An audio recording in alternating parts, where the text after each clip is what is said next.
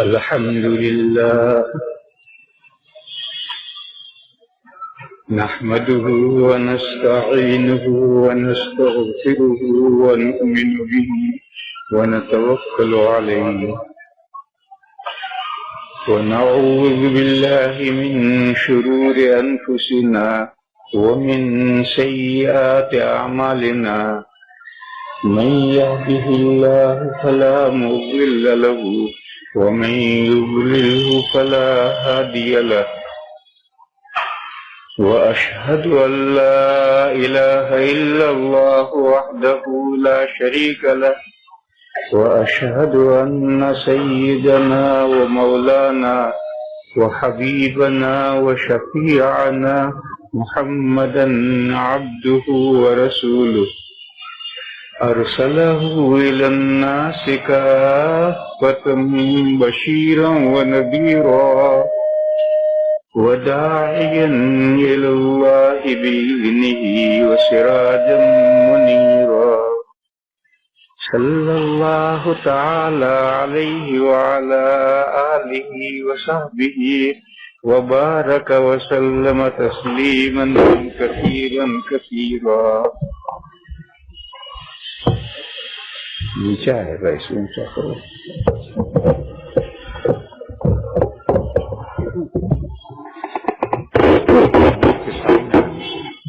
ٹھیک ہے.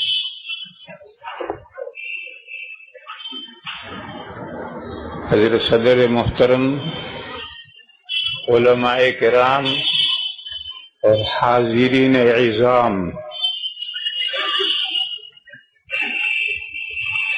ہم سب تحفظ سنت اور عظمت صحابہ کے عنوان پر اس کانفرنس میں کل گزشتہ سے مختلف علماء کرام سے مختلف عنوانات پر مضامین آپ سماعت فرما رہے ہیں. ابھی ایک دن اور باقی ہے، اس میں قیمتی بیانات ہوں گے. عنوان میں دو چیزیں ہیں، تحفظ سنت اور عظمت صحابہ. کوئی یہ سوچے گا کہ ان دو چیزوں میں کیا جوڑ ہے؟ تحفظ سنت میں اور عظمت صحابہ میں کیا جوڑ ہے؟ وہ جوڑ یہ ہے کہ دو عنوان رکھے ہیں، جس مقرر کا جی چاہے اس عنوان پر تقریر کرے اور جس کا جی چاہے اس عنوان پر تقریر کرے. ایک عنوان متعین کر دیا جائے تو مقرر کے لیے پریشانی ہوتی ہے. دو عنوان دی. ایک قصہ سنو. دو الڑ انسان راستے میں اکٹھا ہوئے.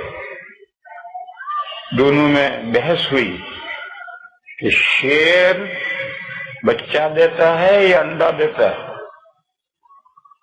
ایک کہتا تھا شیر بچہ دیتا ہے، دوسرا کہتا تھا شیر انڈا دیتا ہے.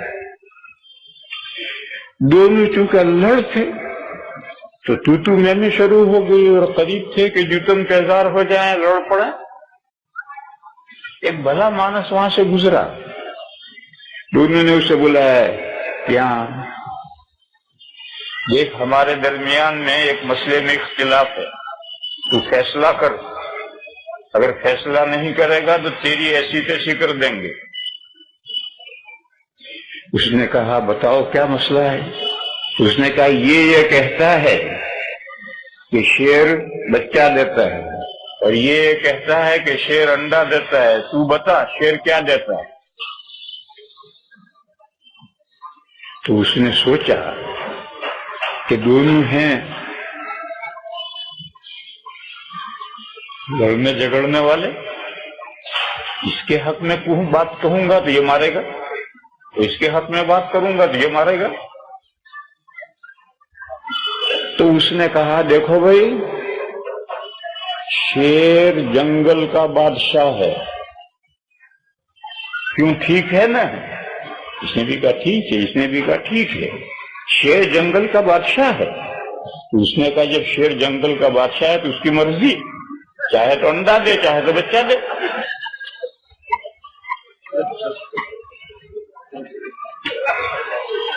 تو اس لیے دو عنوان رکھے، مقرر آزاد ہوتا ہے، اس کو موضوع کا پابند نہیں بنایا جا سکتا ہے۔ یا دو عنوان ہمارے دوستوں نے رکھے کہ جس کا جی چاہے اس پر تقریر کرے، جس کا جی چاہے اس پر تقریر کرے، دونوں کی تقریریں موضوع سے متعلق ہو جائیں گے، کانفرنس کے موضوع سے متعلق ہو جائیں گے۔ اور پھر عجیب و غریب بات یہ ہے کہ مجھے ان دونوں عنوانوں سے ہٹ کر دوسرے عنوان دیے گئے ہیں، اور ایک نہیں 3 عنوان دیے گئے ہیں کہ آج کے 1.25 گھنٹے میں یہ 3 عنوان سمجھانے، 1.25 گھنٹہ بھی نہیں رہا، 10 منٹ پہلے تقریباً کرنی ہے، 1 گھنٹے میں 3 عنوان سمجھانے ہیں۔ اللہ غنی کیسے سمجھا دیے جائیں؟ پہلا عنوان ہے حجاب کی حقیقت کیا ہے۔ حجاب، حجاب مانے پردہ، عورتوں کا پردہ۔ حجاب کی حقیقت کیا ہے؟ کیونکہ اس زمانے میں بہت سے لوگ یہ پروپیگنڈا کرنے لگے ہیں کہ چہرے کا کوئی حجاب نہیں، ہتھیلیوں کا کوئی حجاب نہیں، پیروں کا کوئی حجاب نہیں، باقی بدن کا حجاب ہے۔ یہ تو کچھ لوگ ہیں جو پروپیگنڈا کرتے ہیں قرآن کریم کی روشنی میں، اور مسلمان خواتین کا عمل یہ ہو گیا ہے کہ وہ آنکھوں کو پردے سے خارج سمجھتی، آنکھوں سے اوپر بھووں تک اور آنکھوں سے نیچے، ناک سے لے کر نیچے تک بھائی اتنا چھپاتی ہیں، اور آنکھیں پوری کھلی رکھتی ہیں، گویا آنکھوں کا کوئی حجاب ہی نہیں۔ یہ مسلمان خواتین کا یہ عمل شروع ہو گیا ہے۔ وہ کوئی مسئلہ نہیں بیان کرتی، مگر ہر خاتون، مسلمان خاتون کا دیکھو گے تو وہ اسی طریقے سے اوپر نیچے پٹیاں باندھے ہوئے ہوگی، اور آنکھیں، وہ آنکھیں جو لڑتی ہیں، وہ آنکھیں جو لڑتی ہیں، اور اسی سے پھر آگے فساد پیدا ہوتا ہے، وہ آنکھیں کھلی رکھتی۔ یہاں رک کر کے یہ بات سمجھ لینی چاہیے کہ تمام خوبیاں، تمام محاسن اللہ نے چہرے میں جمع کیے ہیں۔ دیکھنے کی صلاحیت آنکھوں میں رکھی ہے، سننے کی صلاحیت کانوں میں رکھی ہے، ٹٹولنے کی صلاحیت سب سے زیادہ چہرے میں رکھی ہے، گرم یا ٹھنڈی ہوا ہے کہ فوراً پتہ چل جائے۔ چکھنے کی صلاحیت زبان میں رکھی ہے، سونگھنے کی صلاحیت ناک میں رکھی ہے، اور یہ سارے اعضاء چہرے میں اکٹھا کیے ہیں۔ اور یہی وہ 5 خوبیاں ہیں جس کی بنیاد پر انسان انسان ہے۔ یہی وہ 5 خوبیاں ہیں جس کی بنیاد پر انسان انسان ہے۔ یہ ساری خوبیاں چہرے میں جمع کر دی گئی ہیں، انہی خوبیوں میں سے آنکھیں بھی ہیں۔ اور فتنہ پروری میں، فتنہ پیدا کرنے میں سب سے بڑا دخل آنکھوں کا ہے۔ تو مسلمان خواتین کا یہ عمل ہو گیا ہے کہ گویا آنکھیں پردہ ہے ہی نہیں، اس سے اوپر اس سے نیچے، اور آنکھیں کھلی۔ خیر یہ تو مسلمان خواتین کا عمل ہے، اور کچھ پڑھے لکھے یہ پروپیگنڈا کرتے ہیں، مسلمانوں کو، مردوں کو اور عورتوں کو دھوکے میں مبتلا کرتے ہیں کہ چہرے کا، ہتھیلیوں کا اور پیروں کا پردہ ہی نہیں۔ تو ایک تو ہمارے دوستوں نے فون کر کے مجھے یہ کہا کہ ایک تو یہ مسئلہ سمجھانا ہے کہ حجاب کی حقیقت کیا ہے، دوسرا مسئلہ اللہ جل شانہ وعم نوالہ کے تعلق سے قرآن کریم میں 7 جگہ، ایک جگہ نہیں 7 جگہ اللہ تعالی جل شانہ و نوالہ کے تعلق سے یہ مضمون آیا ہے کہ الرحمن علی العرش استوى، مہربان اللہ تخت شاہی پر جم کر بیٹھے ہوئے ہیں نہیں، بیٹھے ہوئے ہیں نہیں، تخت شاہ مہربان اللہ تخت شاہی پر جم کر بیٹھے۔ اس مسئلے کو اس زمانے میں غیر مقلدین نے، جو اپنے آپ کو سلفی کہتے ہیں، انہوں نے اتنا اچھالا ہے اور اتنا بڑھایا ہے، وہ کہتے ہیں کہ اللہ کا مکان عرش ہے، عرش پر اللہ تعالیٰ بیٹھے ہوئے ہیں، جبکہ اہل السنہ والجماعہ کے نزدیک اللہ تعالی لا مکان اور لا زمان ہے۔ اللہ تعالی اہل السنہ والجماعہ کے نزدیک اللہ تعالی لا مکان اور لا زمان ہے، یعنی اللہ کسی جگہ میں نہیں ہے، کسی مکان میں نہیں، اور اللہ کسی زمانے میں نہیں ہے۔ شرح عقائد جو ہمارے یہاں پڑھائی جاتی ہے اس کے متن میں ہے کہ لا یتمکن فی مکان ولا یجری علیہ زمان، اور وجہ کیا ہے؟ موٹی سی وجہ ہے، جگہ کسے کہتے ہیں؟ جگہ کہتے ہیں انگریزی میں اس کے لفظ اسپیس، مکان میرے اور یہ آلہ رکھا ہے، اس کے بیچ میں جو خالی جگہ ہے یہ جگہ ہے مکان، جس میں کوئی بھی چیز رکھ دو تو وہ مکان کو بھر دے گی۔ اور زمان کس کو کہتے ہیں؟ زمانہ اس وقت کا نام ہے جو چلتا رہتا ہے ریل کی طرح سے، پھر جو زمانہ گزر جاتا ہے وہ ماضی کہلاتا ہے، اور جس زمانے میں ہم ہیں وہ حال کہلاتا ہے، اور جو زمانہ بھی آگے سے آئے گا وہ مستقبل ہے۔ یہ زمانہ اور مکان یہ دونوں مخلوق ہیں اور اللہ نے پیدا کیے۔ زمانے کو بھی اللہ نے پیدا کیا ہے، مکان کو بھی اللہ نے پیدا کیا ہے۔ اللہ خالق ہے، تو موٹی سی بات ہے کہ خالق مخلوق کے اندر کیسے ہوگا؟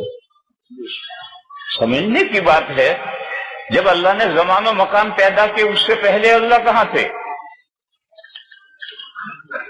کسی زمانے میں اللہ کو ماننا ہے یا کسی جگہ میں اللہ کو ماننا؟ دیکھو عرش اللہ کی ایک مخلوق ہے بہت بڑی، اور اللہ نے عرش کو پیدا کیا ہے۔ تو جب اللہ نے عرش کو پیدا کیا تو سوال پیدا ہوگا کہ اللہ نے عرش پیدا کیا اس سے پہلے اللہ کہاں تھے؟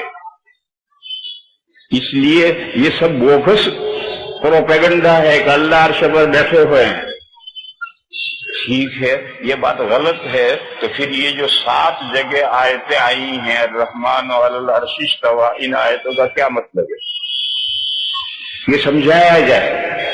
دوسرا موضوع یہ دیا مجھے، تیسرا موضوع مجھے یہ دیا کہ ہم جو عبادتیں کرتے ہیں وہ 3 قسم کی عبادتیں ہیں۔ مالی، جیب میں سے مال نکال کر کسی غریب کو دیا، کسی مسجد میں دیا، کسی مدرسے میں دیا، کسی رفاہی کام میں دیا، یہ مالی عبادت۔ بدنی، آپ نے نیت کی اور 2 رکعتیں پڑھی، نیت کی اور روزہ رکھا۔ اور تیسری عبادت ہے مال اور بدن سے مرکب، مال بھی خرچ کرنا ہے اور بدن کو بھی استعمال کرنا ہے، جیسے حج میں مال بھی خرچ ہوتا ہے اور خود جانا پڑتا ہے مکہ، یہ کرو وہ کرو وہ کرو، ان سب کام کرنے میں بدن کو استعمال کرنا پڑتا ہے۔ پوری امت متفق ہے کہ عبادتیں خواہ مالی ہوں، خواہ بدنی ہوں، خواہ مرکب ہوں، جب کوئی بندہ عبادت کرے اور عبادت سے فارغ ہو جائے اس کا ثواب اللہ تعالی کی طرف سے عمل کرنے والے کو، عامل کو مل جائے تو اس کو اختیار ہے، چاہے اپنے اکاؤنٹ میں رکھے، چاہے کسی مردے کو بخش دے، چاہے کسی زندہ کو بخش دے۔ فرائض اور واجبات مستثنا ہیں، فرائض اور واجبات کا ثواب بخش نہیں سکتے۔ اگر فرائض اور واجبات کا ثواب بخش دو گے تو آپ کے اکاؤنٹ میں کیا رہے گا؟ زکات دی اور کسی کو ایصال ثواب کر دیا، مردے کو یا زندے کو، تو تمہارے پاس کیا رہا؟ فرض نماز پڑھی اور کسی زندہ کو یا مردے کو ایصال ثواب کر دیا، تمہارے پاس کیا رہا؟ اس لیے فرض اور واجب کا ایصال ثواب نہیں ہو سکتا۔ دیگر تمام نفلی عبادتیں ہیں، خواہ وہ جانی ہو، بدنی ہو، مالی ہو یا دونوں سے مرکب ہو، اس کا ایصال ثواب ہو سکتا ہے۔ پوری امت مسلمہ اس پر متفق ہے۔ اس میں حضرت امام شافعی اور حضرت امام مالک علیہم الرحمہ کا تھوڑا سا اختلاف تھا، لیکن وہ اختلاف ختم ہو گیا۔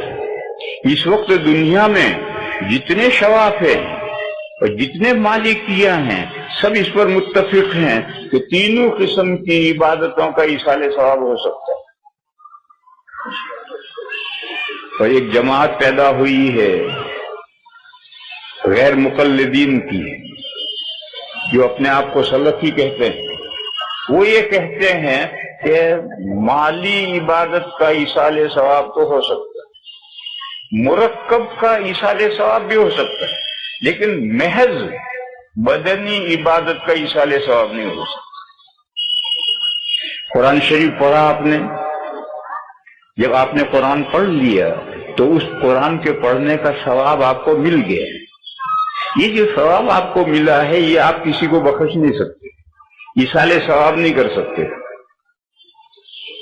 ذکر و اذکار کیا، تسبیحات پڑھی، روزہ رکھا، روزہ بدنی عبادت ہے۔ جب عمل پورا ہوا تو آپ کو ثواب ملا۔ آپ یہ ثواب کسی زندہ یا مردے کو بخش نہیں سکتے۔ یہ سلفی غیر مقلدین اس مسئلے کو بڑے زور شور سے چلاتے ہیں۔ اس لیے تیسرا عنوان مجھے یہ دیا گیا تھا کہ یہ مسئلہ بھی آج کی صحبت میں سمجھا دیا ہے۔ اب میرے بھائیوں، آپ سوچو اتنے اہم مسائل ایک گھنٹے میں کیسے سمجھا دوں، لیکن شروع کرتا ہوں یہاں تک پہنچے۔ تو ضروری نہیں ہے کہ ساری باتیں آ جائیں، جہاں تک پہنچے ٹھیک ہے، اور جو باقی رہ جائے وہ یار زندہ صحبت باقی، وہ کبھی اور موقع پر سمجھائیں گے۔ سب سے پہلے حجاب کا مسئلہ لیتے ہیں۔ حجاب کے مسئلے میں بنیادی غلط فہمی یہ ہے کہ حجاب کی آیت ہے کہاں، سورہ نور میں ہے یا سورہ احزاب میں ہے؟ یہ جو کہتے ہیں کہ چہرے کا، ہاتھوں کا، پیروں کا حجاب نہیں ہے، ان کو یہ غلط فہمی ہے کہ حجاب کیا ہے سورہ نور میں ہے۔ درحال کہ سورہ نور میں حجاب کی آیت نہیں ہے، حجاب کی آیت سورہ احزاب میں ہے۔ اس لیے پہلے اس آیت کو میں عرض کروں۔ ایک رکوع اور اس سے اوپر 2-3 آیتیں، یہ سب حجاب کی آیتیں ہیں۔ رکوع شروع ہوتا ہے یا ایھا الذین آمنوا لا تدخلوا بیوت النبی الا ان یؤذن لکم، اے وہ لوگوں جو ایمان لائے ہو، پیغمبر کے گھر میں داخل مت ہو یہاں تک کہ اجازت لے لو۔ یا ایھا الذین آمنوا لا تدخلوا بیوت النبی الا ان یؤذن لکم۔ اس آیت کا پس منظر یہ ہے، نبی پاک صلی اللہ تعالی علیہ وسلم کا نکاح ہوا، حضرت زینب بنت جحش رضی اللہ تعالی عنہا سے، یہ حضور کی پھوپھی ذات بہن ہے۔ نکاح کے بعد حضور نے ولیمہ کیا بڑا زور کا، ایک بکری ذبح فرمائی، یہ بڑا زور کا ولیمہ ہے، اتنا بڑا ولیمہ حضور نے کسی نکاح میں نہیں کیا، ایک بکری ذبح فرمائی۔ جب کھانا پک کر تیار ہو گیا تو لوگوں کو دعوت دے رکھی تھی، تو کچھ لوگ ابھی کھانا پکا نہیں ہے اور آ کر حضور کے گھر میں بیٹھ گئے دعوت کے انتظار میں۔ 11 بجے کا وقت دیا تو بازا 10:30 بجے آ کر دمکتا ہے۔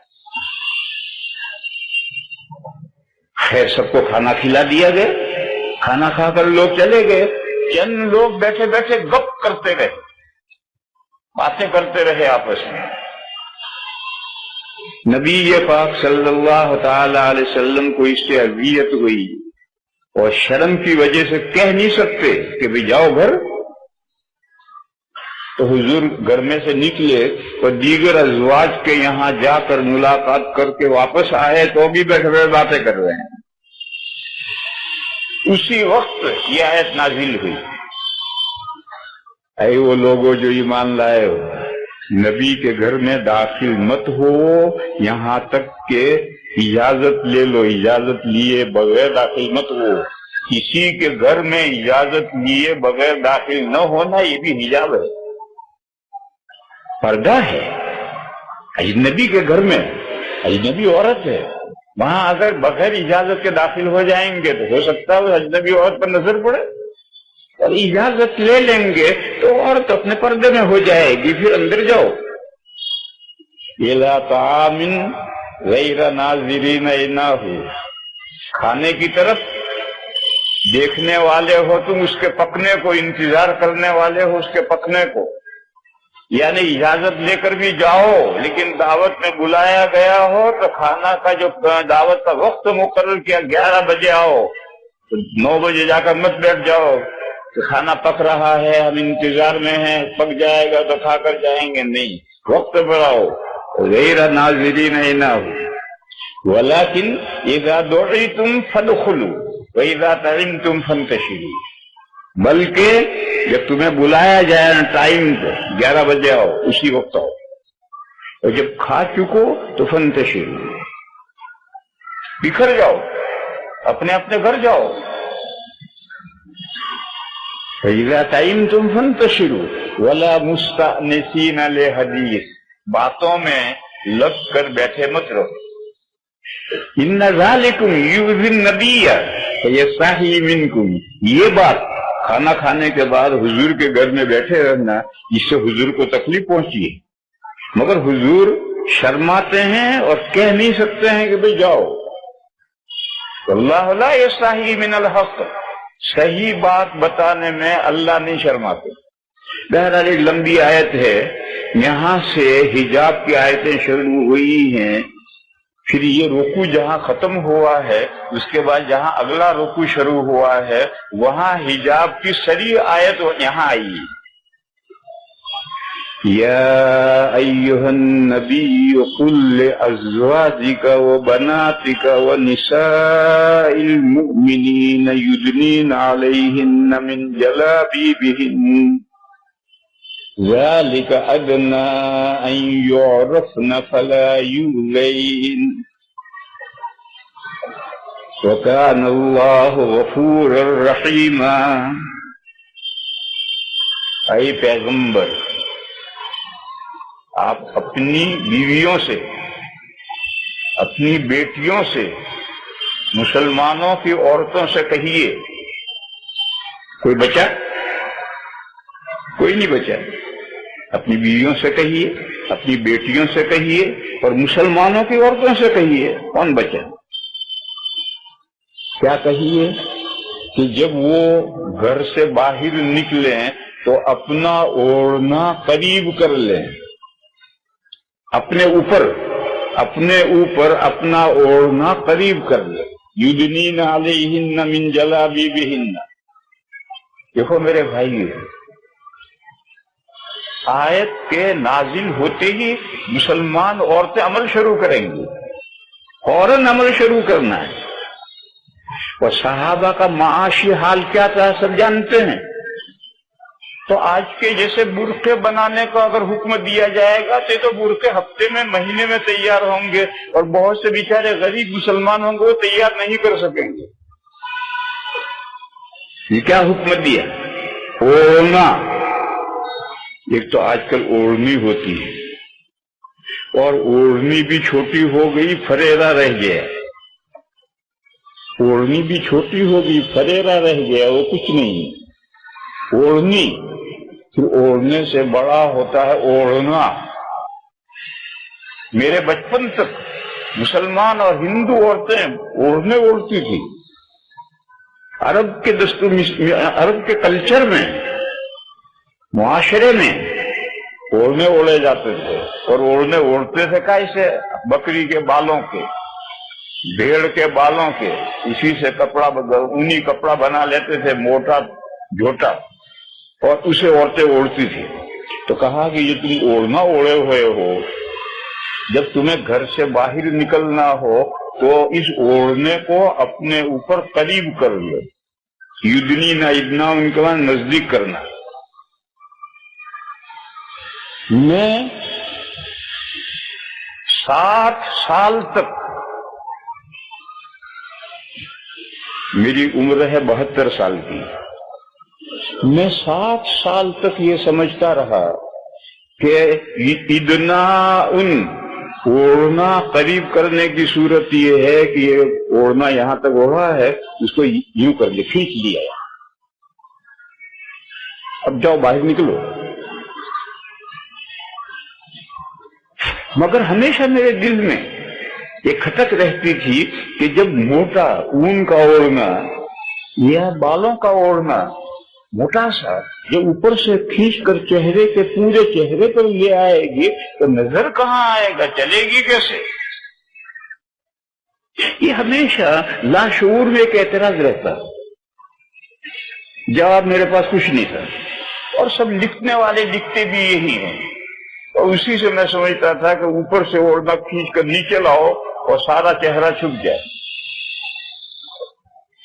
لیکن 1 سال پہلے میں دبئی گیا.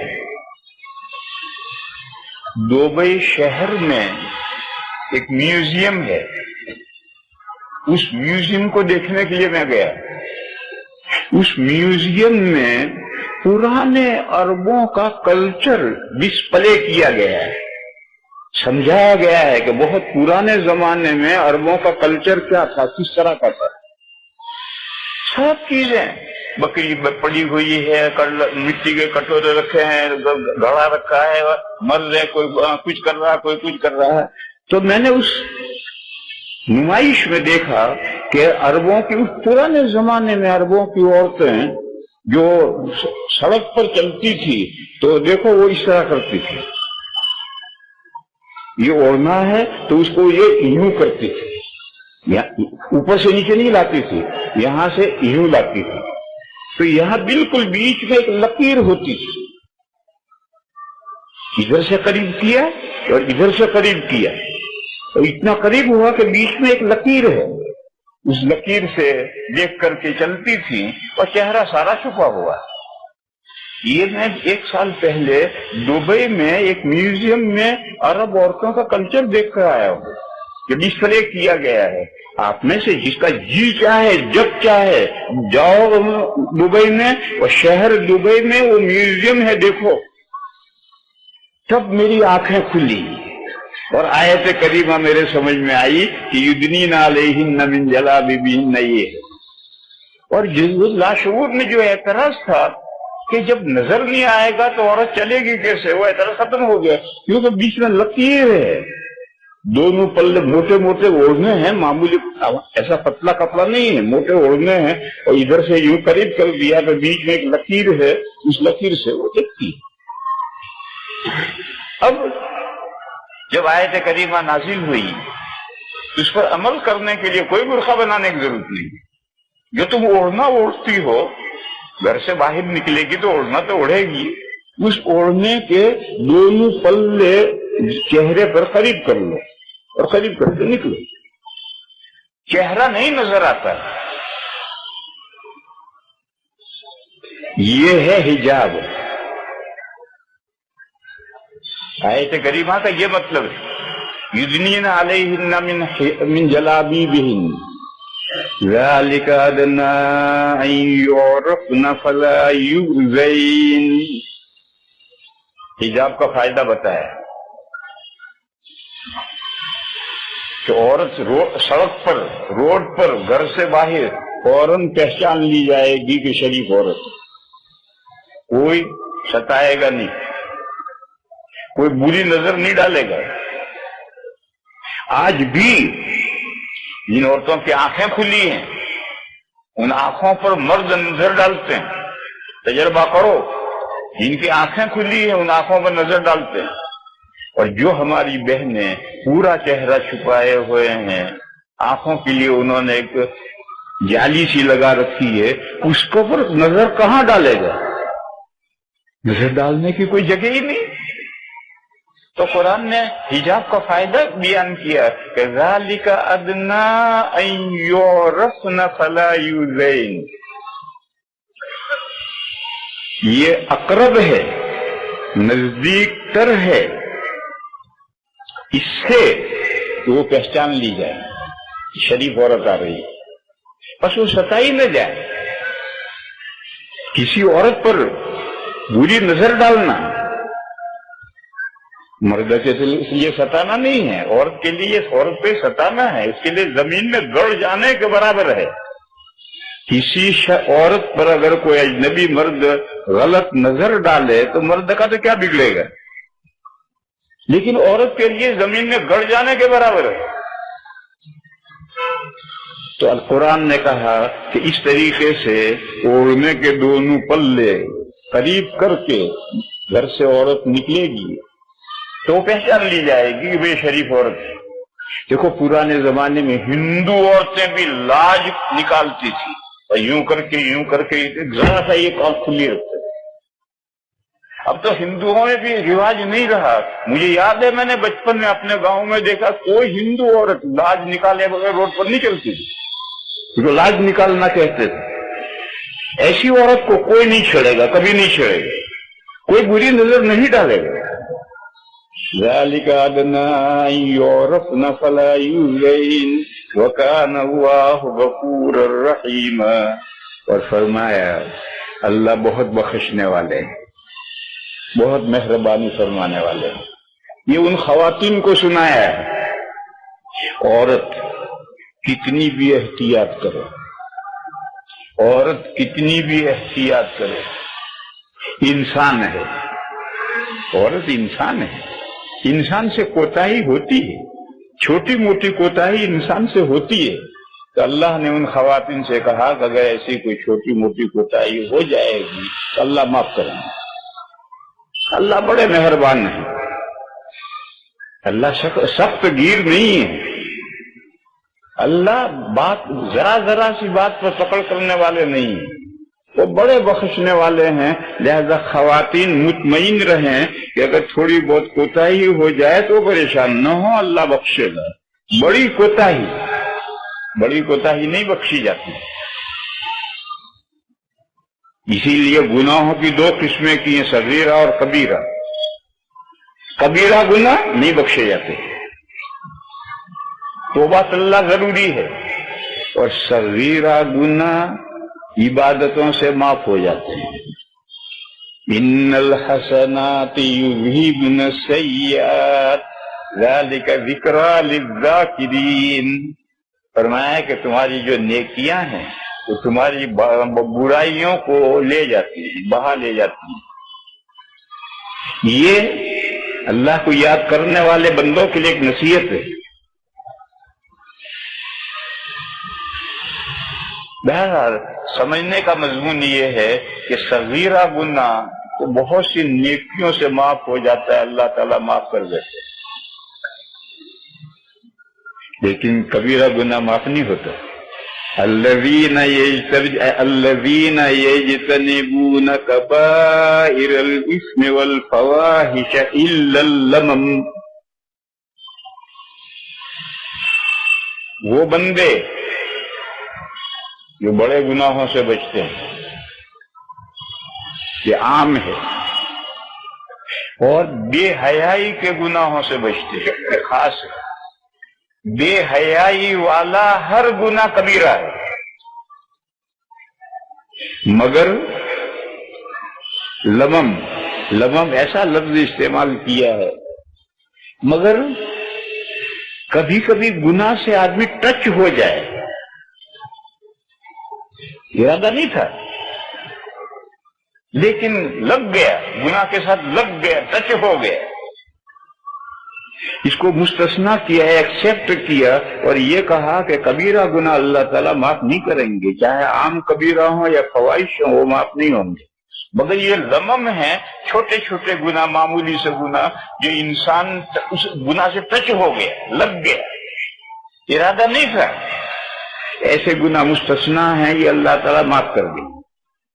تو خواتین کو یہ کہا وَكَانَ اللَّهُ غَفُورًا رَحِيمًا، خواتین یہ بات سمجھیں کہ اللہ تعالیٰ بڑے بخشنے والے، بڑے مہربان ہیں۔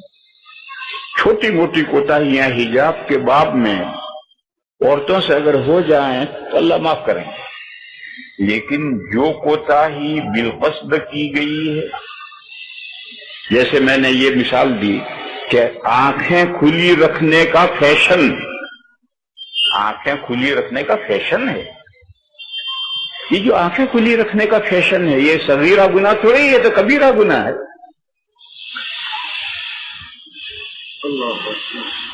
دوسرا، برقع ایسا زرق برق بناتی ہے، اور بعض عورتیں ایسا زرق برق خوبصورت ایسا بناتی ہیں برقع کہ نظر نہ پڑ جائے تو ابھی آدمی مجبور ہو کر نظر ڈالے۔ کہتے ہیں کہ یہ برقعے دوسرے برقعے کے محتاج ہیں، یہ جو آج کل فیشن والے برقعے ہیں یہ برقعے ہی نہیں، یہ برقعے دوسرے برقعے کے محتاج ہیں۔ برقع ایسا ہونا چاہیے کہ کسی کے نظر نہ اٹھے۔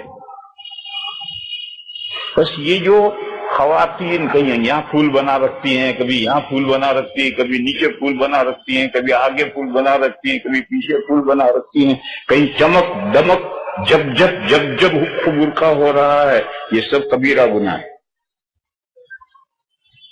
یہ سب کبیرہ گناہ ہے۔ لمم میں کیا آتا ہے کہ سیدھا سادہ برقع ہے، اتفاق سے ہوا چلی اور ہاتھ کھل گئے، اسے جلدی سے ہاتھ اندر کر دیا، یہ لمم ہے، اس کا ارادہ نہیں تھا، اگر ہوا چلی ہاتھ کھل گیا، اس نے ہاتھ اندر سمیٹ لیا۔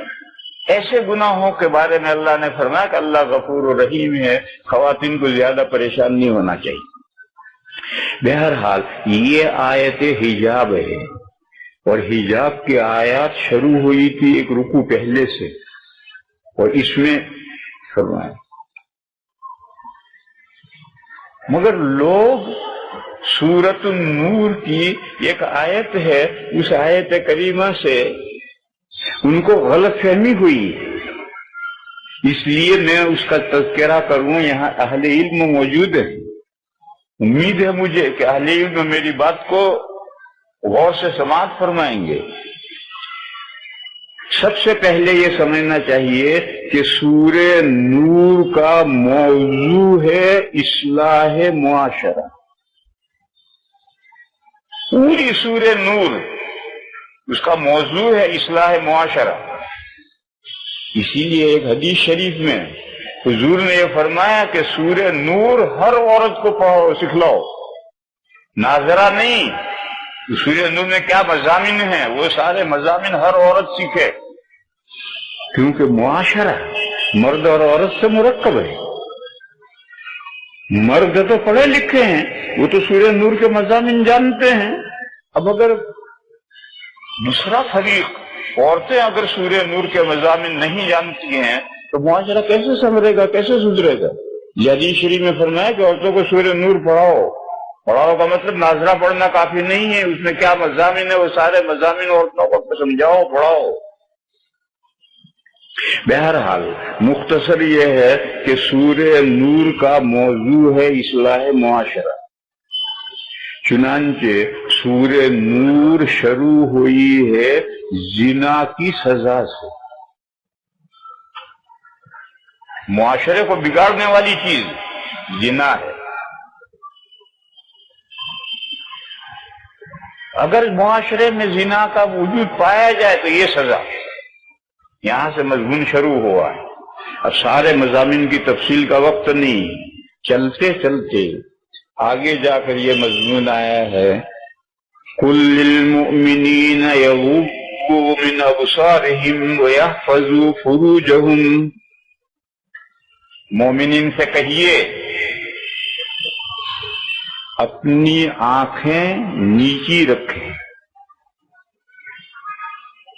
پست رکھیں، اور اپنی شرمگاہوں کی حفاظت کریں۔ ان دو حکموں میں کیا جوڑ ہے؟ آنکھیں نیچی رکھو گے، آنکھیں پست رکھو گے تو زنا تک بات نہیں پہنچے گی، اور آنکھیں اٹھیں گی اور لڑیں گی تو بات بگڑے گی اور زنا تک پہنچے گی بات۔ بس اگر کوئی شخص اپنی شرمگاہ کی حفاظت کرنا چاہتا ہے تو اس کے لیے ضروری ہے کہ وہ آنکھیں نیچی رکھے، آنکھیں اٹھا کر نہ دیکھے۔ یہ آیت کریمہ تو مردوں کے تعلق سے ہے، پھر اس کے بعد فوراً دوسری آیت کریمہ آئی عورتوں کے تعلق سے، وَقُل لِّلْمُؤْمِنَاتِ يَغْضُضْنَ مِنْ أَبْصَارِهِنَّ وَيَحْفَظْنَ فُرُوجَهُنَّ، اور مومن عورتوں سے کہیے کہ اپنی نگاہیں پست رکھیں، نگاہیں اٹھائیں نہ، نگاہیں بھر کر کسی کو نہ دیکھیں، نگاہیں پست رکھیں، اور اپنی شرمگاہوں کی حفاظت کریں۔ یہاں بھی وہی ربط ہے کہ عورت نگاہ اٹھائے گی تو بات بگڑے گی، کہیں سے کہیں پہنچے گی، عورت نگاہ پست رکھے گی تو خرابی کی نوبت نہیں آئے گی۔ وَقُل لِّلْمُؤْمِنَاتِ يَغْضُضْنَ مِنْ أَبْصَارِهِنَّ وَيَحْفَظْنَ فُرُوجَهُنَّ وَلَا يُبْدِينَ زِينَتَهُنَّ إِلَّا مَا ظَهَرَ مِنْهَا، اور عورتیں اپنی زینت ظاہر نہ کریں۔ زینت، عورت کا بدن خود زینت ہے، اور اس نے اگر زیور پہن رکھا ہے تو ڈبل زینت ہے۔ عورت کا تو بدن خود زینت ہے، لیکن اگر اس نے ساتھ میں زیور بھی پہن رکھا ہے تو ڈبل زینت ہے۔ تو فرمایا کہ عورتیں اپنی زینت ظاہر نہ کریں، اپنا زیور ظاہر نہ کریں، اپنا جسم ظاہر نہ کریں، مگر وہ جسم جو عام طور پر کھلا رہتا ہی ہے۔ وَلَا يُبْدِينَ زِينَتَهُنَّ إِلَّا مَا ظَهَرَ مِنْهَا،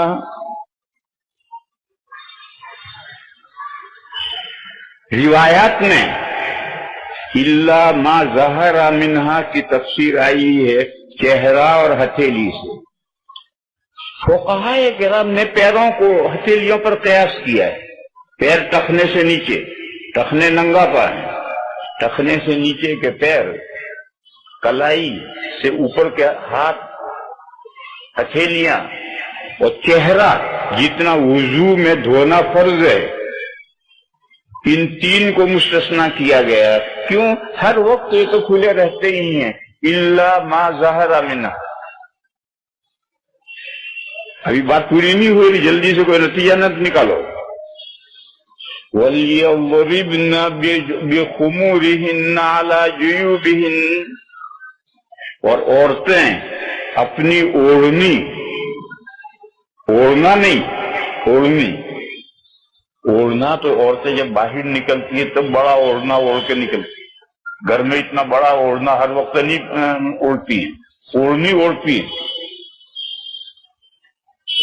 عورتیں اپنی اوڑھنی اپنے گریبان پر ڈالے رکھیں۔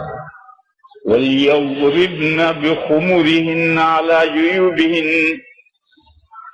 دیکھو میرے بھائیو، اگر کرتا ذرا تنگ ہے تو سینے پر پشتانوں کا ابھار نظر آئے گا۔ اگر پشتانوں کا ابھار نظر آ رہا ہے تو وہ کپڑے پہنے ہوئے عورت نہیں، وہ تو ننگی ہے۔ آدھی ننگی ہے. جیسے آج کل ہمارے نوجوان پتلون پہنتے ہیں اور اس پر کمر تک کرتا پہنتے ہیں، شرٹ، اور اگر 4 انگل 5 اور 8 انگل لمبا ہو جائے تو پھر اندر گھساتے ہیں ان شرٹ. یہ نوجوان جنہوں نے پتلون پہن رکھی ہے اور کرتا نہیں ہے، اب دیکھیے ان کو آدھے ننگے ہیں.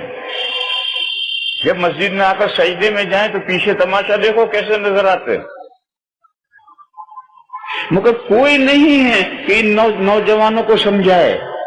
یہ تو غیر اسلامی لباس ہے، کافروں کا چلایا ہوا ہے، اور ٹی وی کی نحوست سے یہ لباس پھیلا ہے. جس گھر میں ٹی وی ہے اس گھر میں نوجوان یہ لباس پہنتے ہو جائیں گے.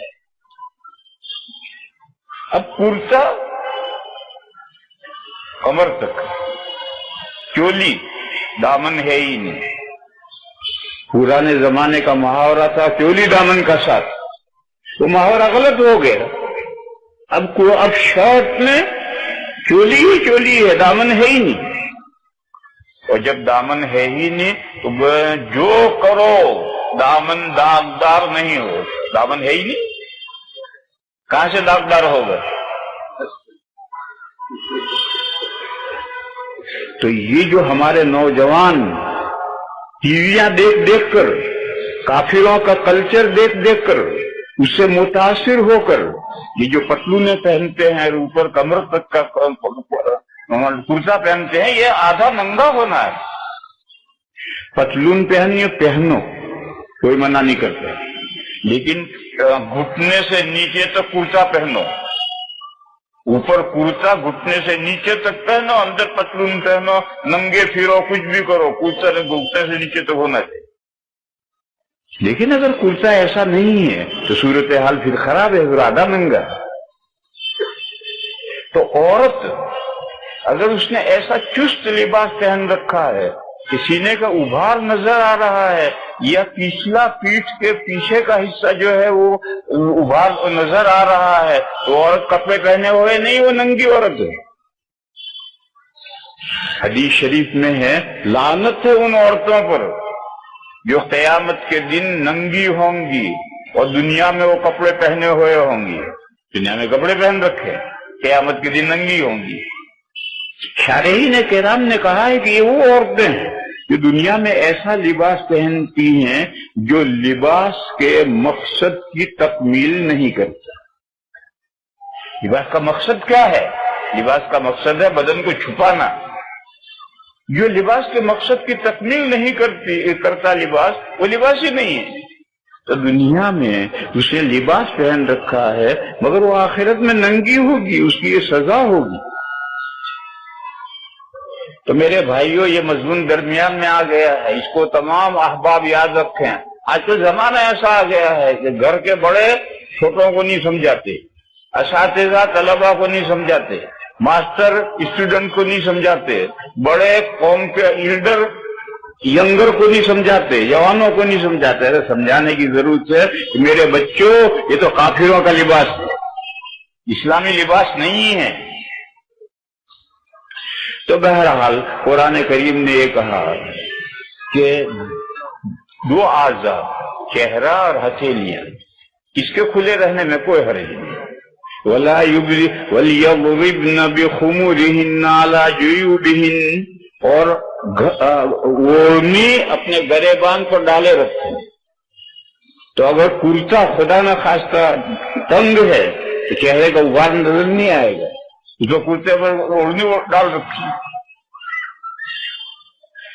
پھر دوبارہ یہی مضمون شروع ہو رہا ہے کہ یہ جو مضمون بیان کیا ہے کہ الا ما ظہر منہا، جو اعضاء ہر وقت کھلے رہتے ہیں ان کے کھلے رہنے میں کوئی حرج نہیں ہے.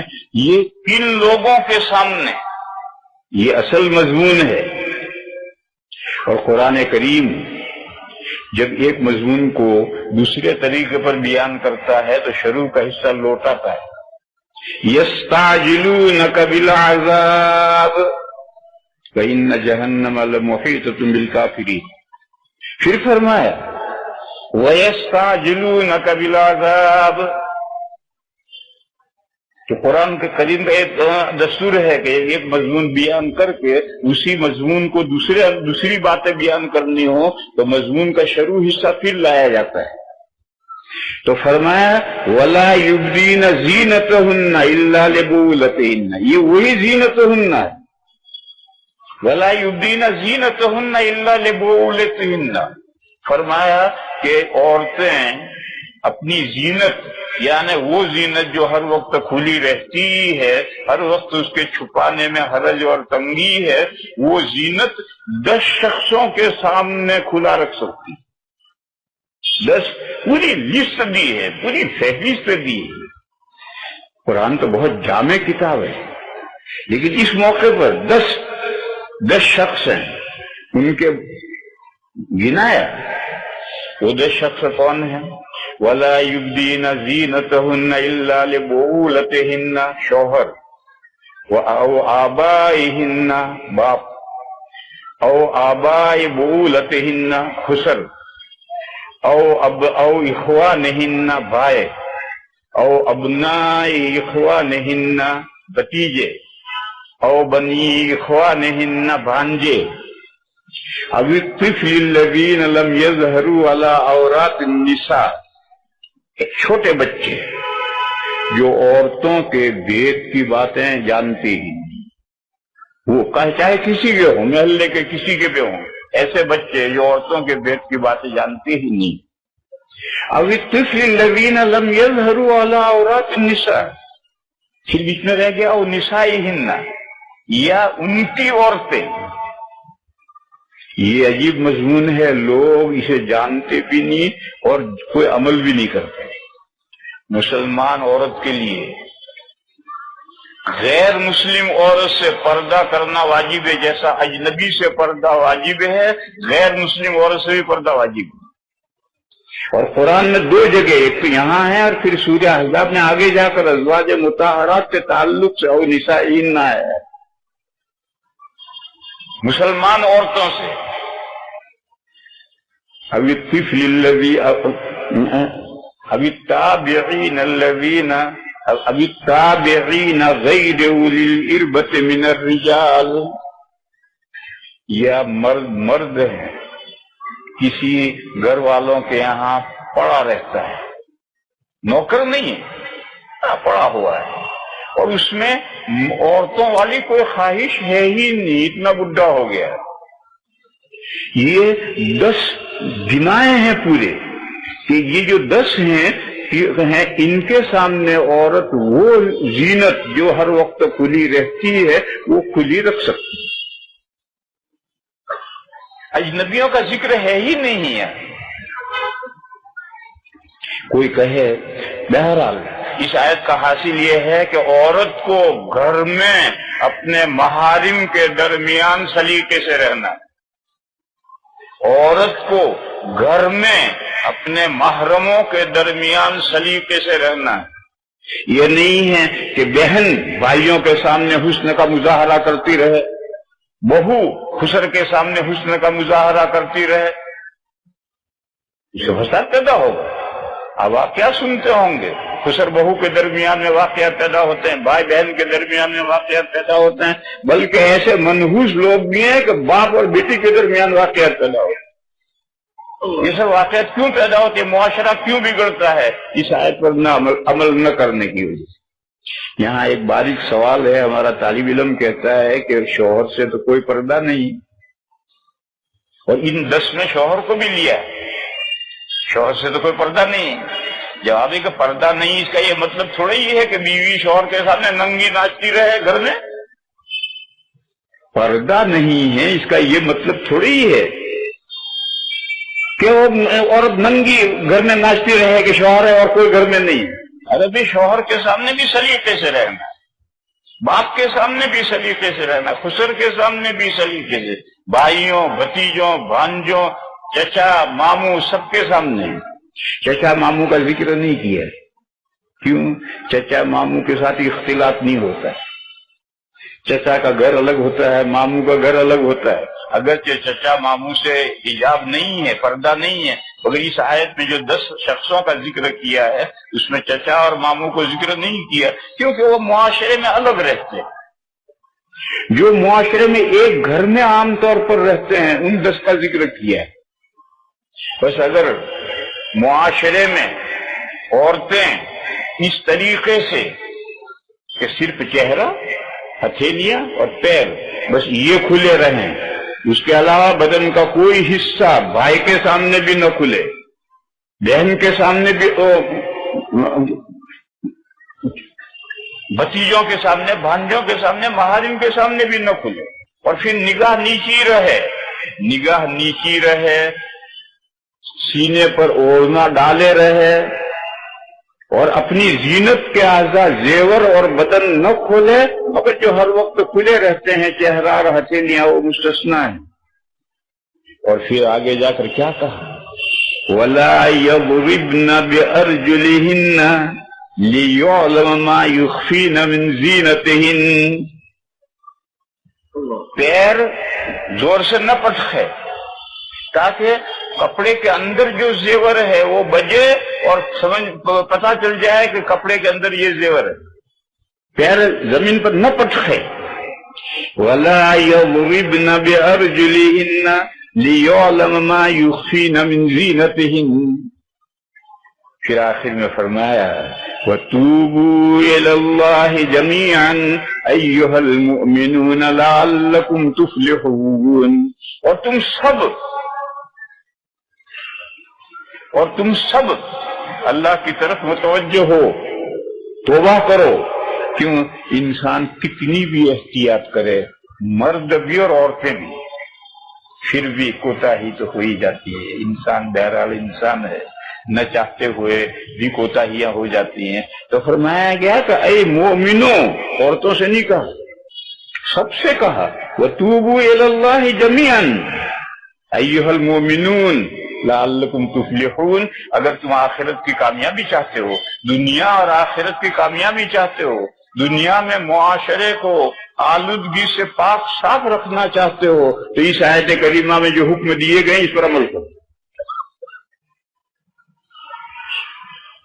میرے بھائیوں، کوئی معاشرہ اگر اس پر عمل کر کے دکھائے، اس معاشرے میں گناہ نام کا کوئی تصور نہیں آئے گا. ہر شخص اللہ سے ڈرے گا اور گناہ سے بچے گا. بہرحال میں عرض یہ کر رہا تھا کہ سورہ نور کی جو یہ آیت ہے یہ اصلاح معاشرہ سے تعلق رکھتی ہے، اور عورتوں کو اپنے محرموں وغیرہ کے درمیان، محرموں اور محرموں جیسوں کے درمیان میں عورتوں کو کیسے رہنا ہے. اس آیت کریمہ کا موضوع یہ ہے کہ عورت اپنے محرموں کے درمیان، اپنے بیٹوں کے درمیان، بھائیوں بھتیجوں کے درمیان، بھانجوں کے درمیان، گھر میں خسر ہے خسر کے درمیان کیسے رہے. چہرہ اور ہتھیلیاں کھلی رہ سکتی. کیوں؟ اس کو اگر اس کو حکم دیا جائے کہ گھر میں بھی چہرہ چھپائے رہو، ہتھیلیاں چھپائے رہو، تو بڑی مشکل پیش آئے. اور ان محارم کے سامنے چہرہ کھولنے سے، ہتھیلیاں کھولنے سے، پیر کے پنجے کھولنے سے کوئی تجربہ یہ ہے کہ کوئی برائی کا وجود بھی نہیں ہوتا. اس لیے ان 3 اعضاء کو مستثنیٰ کیا ہے. لیکن میرے بھائیوں، بہت سے لوگوں کو یہ غلط فہمی ہو گئی کہ حجاب کی یہ آیت ہے. ارے حجاب کی آیت کہاں ہے؟ پوری سورہ نور کا عنوان اور موضوع ہے اصلاح معاشرہ. معاشرہ کسے کہتے ہیں؟ رہن سہن. معاشرہ کے معنی ہے رہن سہن. رہن سہن کے معنی جو لوگ اجتماعی طور پر ایک ساتھ رہتے ہیں، جو لوگ اجتماعی طور پر ایک ساتھ رہتے ہیں، ان کے درمیان ہر ایک کو دوسرے کے ساتھ کس طرح رہنا چاہیے، یہ معاشرہ ہے. اور پوری سورہ نور میں جتنے احکام ہیں سب اصلاح معاشرہ سے متعلق ہیں. بس یہ آیت کریمہ حجاب کے مسئلے سے اس کا کوئی تعلق ہے ہی. میرے بھائیوں، اگر یہ آیت حجاب کی ہے تو سورہ نور کی جو آیت ہے اس میں اور اس میں تعارض ہو جائے، اور قرآن کریم میں تعارض ہو جائے۔ اللہ علیم و خبیر کا کلام ہے، اللہ علیم و خبیر کا کلام ہے، یہ کیسے تعارض ہو جائے گا؟ تو اگر اس کو بھی حجاب کی آیت کہو گے، اس کو بھی حجاب کے، اس کو تو کہنا ہی ہے حجاب کی آیت، تو دونوں میں تعارض ہو جائے گا۔ اس لیے میں نے عرض کیا کہ جو لوگ یہ پروپیگنڈا کرتے ہیں کہ چہرے کا پردہ نہیں ہے، ہتھیلیوں کا پردہ نہیں ہے، وہ غلط فہمی کا شکار ہے، اور انہوں نے سورہ نور کا مطلب غلط سمجھا ہے۔ حجاب کی آیت سورہ نور میں نہیں ہے۔ حجاب کا تعلق کس سے ہے؟ اجنبیوں سے، اور سورہ نور کا موضوع ہے اصلاح معاشرہ، معاشرتی تعلقات اجنبیوں سے تھوڑے ہوتے ہیں، ایک ساتھ جن کا رہن سہن ہے ان کے درمیان کے احکام سورہ نور میں بیان کیے گئے۔ بس میرے بھائیوں، اس مضمون کو اچھی طرح سمجھ لینا چاہیے۔ اس غلط فہمی کا شکار بہت لوگ، کچھ لوگ ناسمجھی سے، استعداد کی کمزوری سے غلط فہمی کا شکار ہے، اور کچھ لوگ جہالت سے غلط فہمی کا شکار ہے۔ وہ اپنی جہالت سے، ان کی استعداد ہی اتنی نہیں ہے کہ وہ قرآن و حدیث کو کما حق کو سمجھ سکے، اس لیے وہ غلط فہمی کا شکار ہے۔ یہ ایک مسئلہ تو میں نے سمجھایا، ابھی 2 مسئلے باقی ہیں اور ٹائم 10 منٹ ہے۔ اب 10 منٹ میں دوسرے 2 مسئلے کیسے سمجھا دیے جائے؟ پھر بھی بھاگتے بھوت کی لنگوٹی ہی صحیح، بھاگتے بھوت کی لنگوٹی ہی صحیح، لہذا بہت ہی مختصر عرض کروں۔ قرآن کریم میں ایک مضمون بار بار بیان کیا جاتا ہے کہ پوری کائنات اللہ کے کنٹرول میں ہے۔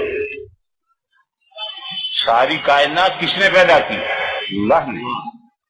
پھر ساری کائنات کا کنٹرول کس کے پاس ہے؟ اللہ کے پاس۔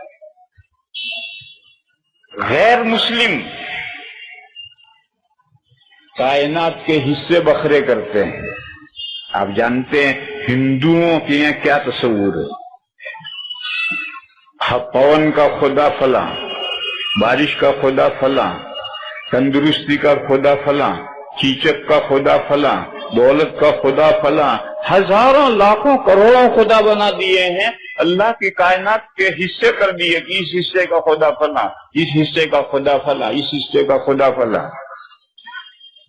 عرب میں جو قرآن کے پہلے مخاطب تھے، عرب کے مشرکین، یہ بھی مشرک کے ہندو تھے، جیسے ہمارے ہندو بھائی ہیں، کہ ٹھیک یہی عرب کے مشرکین، انہوں نے اللہ کی کائنات کے حصے بنا کر الگ الگ خدا تجویز کیا۔ چنانچہ قرآن کریم میں جگہ جگہ 7 جگہ یہ مضمون کیا ہے، بیان کیا اور ان کی تردید کی ہے۔ هو الذی خلق السماوات والارض فی 6 ایام، یہ سورہ یونس کے پہلے رکوع کی آیت ہے۔ هو الذی خلق السماوات والارض فی 6 ایام، اللہ وہ ہیں جنہوں نے آسمانوں کو اور زمین کو 6 مرحلوں میں پیدا کیا ہے، 6 ادوار میں پیدا کیا ہے۔ سورج ڈوبتا ہے اور نکلتا ہے، یہ جو دن ہے یہ تو دن تھے ہی نہیں، اس سے پہلے کا واقعہ ہے۔ تو فرمایا کہ اللہ نے آسمان و زمین ایک لمبے عرصے میں 6 مرحلوں میں، 6 وقتوں میں، 6 ادوار میں اللہ نے آسمانوں کو اور زمین کو بنایا ہے۔ هو الذی خلق السماوات والارض فی 6 ایام ثم استوى علی العرش، پھر اللہ تعالی تخت شاہی پر جم کر بیٹھے، پھر اللہ تعالی تخت شاہی پر جم کر بیٹھے، یدبر الامر، پوری کائنات کا انتظام کر رہے ہیں۔ ما لکم من دونہ من ولی ولا شفیع، تمہارے لیے اللہ کے علاوہ نہ کوئی کارساز ہے نہ کوئی سفارشی ہے۔ ہندو اپنے دیوتاؤں کو کارساز مانتے ہیں، سفارشی مانتے ہیں، کہا اللہ کے علاوہ کوئی کارساز نہیں ہے، کوئی سفارشی نہیں ہے۔ اللہ ہی ہیں جو پوری کائنات کا کنٹرول سننے والے ہوئے ہیں. تخت شاہی پر جم کر اللہ بیٹھے تب آسمان و زمین کو 6 مرحلوں میں پیدا کرنے کے بعد. اب ذرا رکو، اس آیت میں اللہ کی کوئی کسی صفت کا بیان ہے یا کوئی استعارے کے طور پر کسی مضمون کا بیان ہے؟ یہ جو سلفی ہیں غیر مقلدین وہ کہتے ہیں اللہ کی صفت بیان ہے کہ اللہ کا مکان اور جگہ عرش پر ہے، اللہ عرش پر بیٹھے ہوئے ہیں. تو پھر سوال پیدا ہوگا کہ جو پہلا ٹکڑا ہے هو الذی خلق السماوات والارض فی 6 ایام سے کیا تعلق رہا؟ وَيُدَبِّرُ الْأَمْرَ مَا لَكُم مِّن دُونِهِ مِن وَلِيٍّ وَلَا شَفِيعٍ کا کیا تعلق رہا؟ اہل السنہ والجماعہ یہ کہتے ہیں کہ اس میں ایک استعاراتی مضمون ہے، سمجھایا ہے. جیسے کہتے ہیں کہ فلاں ملک کا بادشاہ انتقال ہو گیا اور اب اس کی جگہ پر اس کا بیٹا تخت نشیں بنا. تو تخت نشیں بننے کا یہ مطلب تھوڑا ہی ہے کہ وہ ہر وقت تخت کے اوپر بیٹھا رہتا ہے. اس کا بیٹا اس کی جگہ پر تخت نشیں بنا، یہ ایک محاورہ ہے، ایک استعارہ ہے یہ سمجھانے کے لیے کہ اب باپ تو مر گیا، اب اس کے بیٹے نے ملک کا کنٹرول سنبھالا. جی میرے بھائیو، اس کا یہ مطلب نہیں ہے کہ خدا ملک میں تخت شاہی ہے ہی نہیں، ہے. اور کبھی کبھی جلسہ ہوگا تو بیٹا آ کر تخت پر بیٹھے گا، لیکن سنا اس کا باپ کا بیٹا تخت شاہی پر جلوہ افروز ہوا، اس کا یہ مطلب نہیں ہے کہ بیٹا ہر وقت اسی میں بیٹھے رہتا ہے. تو میرے بھائیو، اللہ کا عرش ہے. قرآن میں کئی جگہ پر عرش الہی کا تذکرہ آیا ہے اور اللہ کا عرش الہی کے ساتھ تعلق بھی ہے، لیکن ان آیات کریمہ میں اللہ کی صفت بیان کرنا مقصود نہیں ہے، ایک مضمون سمجھانا مقصود ہے. بس عرش اعظم بھی ہے، عرش اعظم کے ساتھ اللہ کا تعلق بھی ہے، مگر اللہ عرش پر ہر وقت اللہ عرش پر بیٹھے ہوئے ہیں یہ سمجھنا غلط ہے. یہ سمجھنا تو اس وقت صحیح ہوتا جب آیت کا مقصود اللہ کی صفت بیان کرنا ہو. جیسے لیس کمثلہ شیء وہو السمیع البصیر. اللہ کے مانند کوئی چیز نہیں ہے، اور اللہ سننے والے اور اللہ دیکھنے والے ہیں. اللہ سننے والے، اللہ دیکھنے والے ہیں، یہ اللہ کی صفت بیان کی گئی. اور صفت بیان کرنے سے پہلے یہ قاعدہ سمجھا دیا کہ ہم لوگ بھی سنتے ہیں، دیکھتے ہیں، مگر ہمارے سننے کی طرح اور دیکھنے کی طرح اللہ کا سننا اور دیکھنا نہیں ہے. اللہ کا دیکھنا اور سننا اللہ کے شان شان ہے، مگر بہرحال اللہ دیکھتے سنتے ہیں. اس آیت کا مقصد ہے اللہ کی صفت بیان کرنا. لیس کمثلہ شیء وہو السمیع البصیر. اسی طرح آیات کریمہ کے فاصلوں میں آخر میں جو آتا ہے وَكَانَ اللَّهُ غَفُورًا رَحِيمًا وَكَانَ اللَّهُ حَكِيمًا عَلِيمًا، ان سب میں صفات بیان کرنا. لیکن ان الذین یبایعونک انما یبایعون اللہ ید اللہ فوق ایدیہم. وہ لوگ جنہوں نے حدیبیہ کے میدان میں کیکر کے درخت کے نیچے نبی پاک صلی اللہ تعالی علیہ وسلم سے بیعت کی، انہوں نے در حقیقت بیعت اللہ سے کی. ان الذین یبایعونک انما یبایعون اللہ. کیسے؟ بظاہر تو صحابہ حضور سے بیعت کر رہے ہیں، قرآن کہتا ہے کہ نہیں حضور سے بیعت نہیں، یہ بیعت اللہ سے ہو رہی. کیسے؟ کہا ید اللہ فوق ایدیہم، اللہ کا ہاتھ ان کے ہاتھوں پر ہے. یعنی بظاہر بیعت دو شخص کر رہے ہیں، ایک صحابی اور حضور، یہ بیعت کر رہے ہیں، اور اوپر اللہ کا ہاتھ ہے، یہ بیعت کرنے والا اللہ سے کر رہا ہے. کیونکہ اس بیعت کے ساتھ اللہ کی مدد شامل ہے. اس بیعت کو ایک سرسری بیعت نہ سمجھا جائے، اس کے ساتھ اللہ کی مدد شامل ہے۔ یہ مضمون بیان کرنا مقصود ہے، یہ مقصود نہیں ہے کہ دو آدمیوں نے یوں بیعت کی اور اوپر اللہ کا ہاتھ رکھا ہوا ہے، یہ مقصود نہیں ہے، اللہ کی صفت نہیں بیان کرنی، بلکہ ایک مضمون سمجھانا ہے کہ نبی کے ہاتھ پر جو صحابہ نے اجتماعی بیعت کی ہے تو اللہ ان کے مددگار ہیں، اللہ مدد کریں گے، ان کو نام خائب و خاسر نہیں کریں گے۔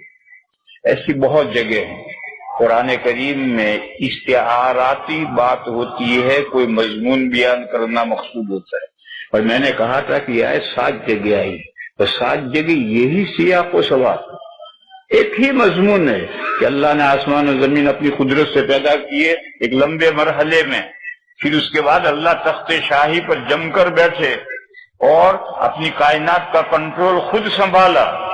اللہ نے اپنی کائنات کا کنٹرول کسی کو سپرد نہیں کیا، یہ مضمون بیان کرنا ہے۔ میں فرق سمجھا رہا ہوں۔ وہ آیتیں جس میں صفتیں بیان کی گئی، جیسے لیس کمثلہ شیء وہو السمیع البصیر وکان اللہ علیما حکیما وکان اللہ سمیعا بصیرا، اس طرح کی جتنی آیتیں ہیں ان میں اللہ کی صفتیں بیان کی گئی، اور یہ جو آیتیں ہیں ان آیتوں میں مضمون سمجھایا گیا ہے کہ کائنات، پوری کائنات پر کنٹرول اللہ کا ہے، اللہ کے علاوہ کوئی طاقت اور ہستی نہیں ہے جو کائنات کے کسی ذرے کا مالک ہو، وہ اکیلی ہی ہر چیز کے مالک ہے۔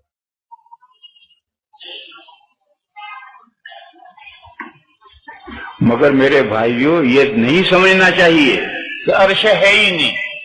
کیوں نہیں ہے؟ رب العرش العظیم قرآن کا جگہ جگہ عرش کا ذکر آیا ہے، اور ایک جگہ نہیں 7 جگہ ہے کہ اللہ تعالیٰ عرش پر جم کر بیٹھے، یعنی کائنات کا کنٹرول سنبھالا۔ ہر وقت آپ بیٹھے نہیں رہتے، بیٹھے ہوئے ہیں، اللہ عرش پر تخت شاہی پر بیٹھے ہوئے ہیں، ایسا نہیں ہے قرآن نے کہی بیٹھے۔ جیسے فلاں بادشاہ مر گیا تو اس کا بیٹا تخت شاہی پر بیٹھا اور اس نے ملک کا کنٹرول سنبھالا۔ یہ 2 مسئلے تھے بہت ہی مختصر، لہذا خلاصہ یہ ہے کہ سلف کا ہمارا مسلک یہ ہے تنزیہ مع تفویض، اللہ کی تمام صفات بندوں جیسی نہیں، جیسے میں کرسی پر بیٹھا ہوں اللہ کا عرش پر بیٹھنا اس طرح نہیں، تنزیہ۔ پھر اللہ کا کی صفتیں کیسی ہیں اللہ بہتر جانتے ہیں، اللہ سمیع ہے، سننے والے ہیں، کیسے اللہ جانتے ہیں، ہماری طرح سننے والے نہیں ہیں۔ اللہ کا سننا صفت ہے مگر وہ اللہ کے شایان شان صفت ہے، دیکھنا بھی ایسے عرش سے جو تعلق ہے وہ تعلق بھی اللہ کے شایان شان ہے۔ سلف نے یہی کہا تھا، ان سے پوچھا گیا تھا کہ الرحمن علی العرش استویٰ کا کیا مطلب، تو سلف نے کہا کہ الاستواء معلوم، استواء کے معنی لغت ڈکشنری اٹھاؤ، استواء کے معنی معلوم ہے، بلکہ ایک وہ مجہول، اللہ کا عرش سے استواء کا تعلق کیسا ہے ہم نہیں جانتے۔ والایمان بہ واجب، جو بھی تعلق ہے، جس طرح کا بھی تعلق ہے اللہ کا عرش کے ساتھ ہم اس کو ایمان رکھتے ہیں۔ والسؤال عنہ بدعہ، اور تم جو سوال کر رہے ہو یہ بدعت ہے، کیونکہ صحابہ کا 100 سال کا دور ہے اور 1 لاکھ سے زیادہ صحابہ تھے، صحابہ نے یہ بات حضور سے نہیں پوچھی، پھر تم آج کیوں پوچھ رہے ہو؟ بس یہ لوگ جو اس مسئلے کو اچھالتے ہیں وہ کج دماغ ہیں، ان کے دماغوں میں خلل ہے، کیڑے گھسے ہوئے، وہ ان آیات کو جو ان کا تعلق بیان صفت سے نہیں ہے بلکہ کوئی مضمون سمجھانا مقصود ہے، ان کو بیان صفات سے جوڑ دیے۔ وآخر دعوانا ان الحمدللہ رب العالمین۔ حضرت دعا فرمائیں گے، دعا کے بعد برائے کرم مجمع اسٹیج پر چڑھنے کی زحمت نہ کریں۔ حضرت مفتی سعید صاحب انتہائی جی حضرت کے ساتھ جو بیماری ابھی بائی پاس ہوا ہے، بالکل کوئی شاگرد کوئی قریبی آدمی اسٹیج پر چڑھ کے مسافر کی زحمت نہ کرے۔ اور ایک چھوٹا سا اعلان ہے کہ یہ 4 GB میموری کارڈ اجماع فاؤنڈیشن پر علماء کرام کے بیانات پر مشتمل ہے. 200 روپے میں وہاں دستیاب ہے، وہ آپ بعد میں حاصل کیجیے گا. حضرت سے درخواست ہے حضرت دعا پر مجلس کا اختتام فرمائیں. بھائیو درود شریف پڑھو اور بیٹھ جاؤ، گھومو پھرو مت. دعا جو ہے غافل دل سے قبول نہیں ہوتی ہے. دعا کے بعد اٹھیے، گھومو پھریے. اللهم صل على سيدنا ومولانا محمد وعلى آل سيدنا ومولانا محمد بعدد من صلى وسلم. اللهم صل وسلم وبارك على سيدنا ومولانا محمد وعلى آل سيدنا ومولانا محمد بعدد من استيقظ ونام. ربنا آتنا في الدنيا حسنة وفي الآخرة حسنة وقنا عذاب النار. ربنا إننا ظلمنا أنفسنا وإن لم تغفر لنا وترحمنا لنكونن من الخاسرين. يا رحيم يا كريم تب علينا إنك أنت التواب الرحيم. اے اللہ ہماری خطاؤں کو معاف فرما، یا اللہ ہماری کوتاہیوں سے درگزر فرما. اے میرے مولا ہمیں دنیا میں بھی بلائیاں عطا فرما، آخرت میں بھی بلائیاں عطا فرما، اور جہنم کے عذاب سے ہماری حفاظت فرما. اے اللہ آپ نے ان اجلاس کو جو 2-3 دن سے ہو رہا ہے اور ہوگا، اے اللہ آپ نے اس کو کامیاب فرمایا. یہ آپ کو فضل و کرم ہے. اے میرے مولا اس کے آثار، اس کی برکتیں اور اس کے فوائد ساری دنیا میں پھیلا دے.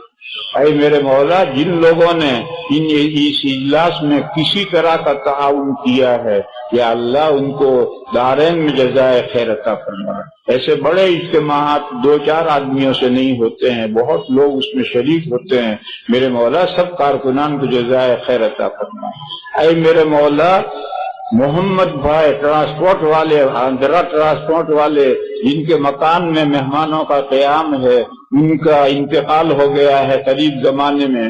اے میرے مولا ان کی قبر کو نور سے بھر دے، ان کو کروٹ کروڑ جنت نصیب فرما. ان کی اولاد کو اپنے باپ کے نقش قدم پر چلنے کی توفیق عطا فرما. یا اللہ جن لوگوں نے دعاؤں کے لیے کہا ہے یا لکھا ہے یا ان کا ہم پر حق ہے، میرے مولا سب کی جائز مرادیں پوری فرما. میرے مولا ہمارے بیماروں کو شفا عطا فرما، ہمارے پریشان حالوں کی پریشانیوں کو دور فرما. یا اللہ ہمیں دنیا میں بھی بلائیاں عطا فرما، آخرت میں بھی بلائیاں عطا فرما. اے میرے مولا ہماری مغفرت فرما، ہمارے ماں باپ کی مغفرت فرما، اور تمام مسلمان مردوں کی اور مسلمان عورتوں کی مغفرت فرما. سبحان ربک رب العزت عما یصفون، سلام علی المرسلین والحمد للہ.